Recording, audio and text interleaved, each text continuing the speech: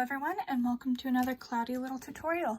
Today we're going to be learning what is a stitch marker and how do I use it.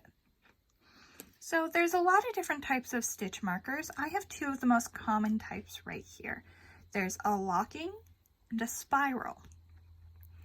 So what's the difference? Well, this one is kind of like a safety pin. It hooks there and locks into place so that it can't come out without you unlocking it. And these are the same thing, just two different sizes. These you just put in. And when to use the different stitch markers, if it's something that you're going to be like moving each round, something that you want to be able to access quickly, then the spiral is probably going to work just fine for you. You just put it in. Now, I like to use locking stitch markers most of the time if I'm not going to be having to move my stitch marker rapidly, because it takes a little bit more time. You got to fiddle with it, but it's more secure. But it's up to you what kind you use. There's a lot of options. Now, here are some ways that you can use it. So, let's say you haven't finished your project yet, but you need to put it down. You don't want your stitches to accidentally come undone, right? Because it's so easy. It just gets a little tug and it'll undo your work.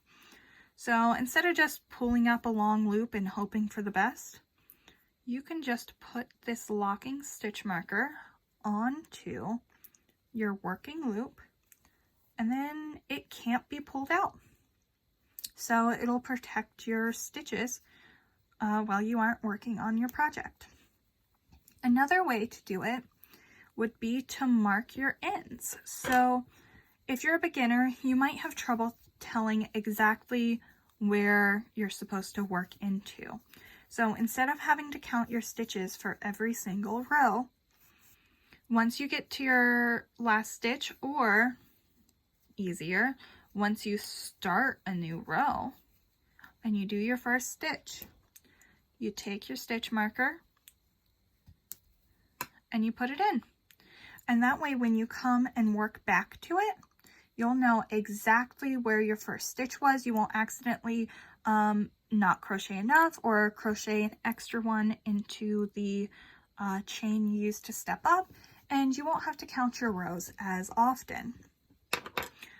Another reason that you might use it is, let's say you need to do specific stitches at specific points.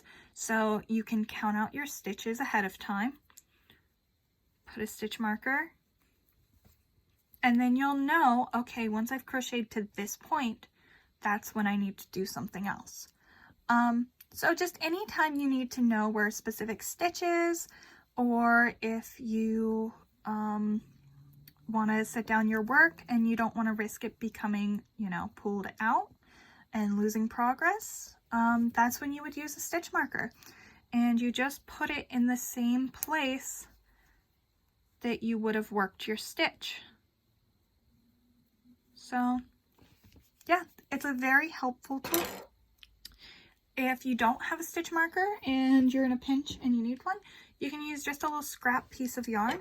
Ideally, you'd use it in another color than what you're working with, but you can just pull it through the stitch, and if you want to make sure it stays there, you can just take and kind of do a little chain here. Just attach it on, and that'll mark your stitch for you. So there's lots of uses for stitch markers. And I guess that's all. Thanks for watching.